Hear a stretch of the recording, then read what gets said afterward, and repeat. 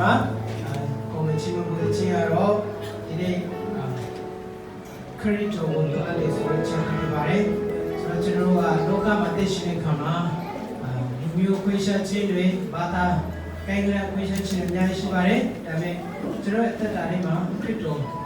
ရရှိဖို့အရေးကြီးတယ်ဆိုတဲ့ချက်ဖြစ်ကျွန်တော်တို့ဒီနေ့ကိုချင်းတော့ဖြစ်ပါတယ်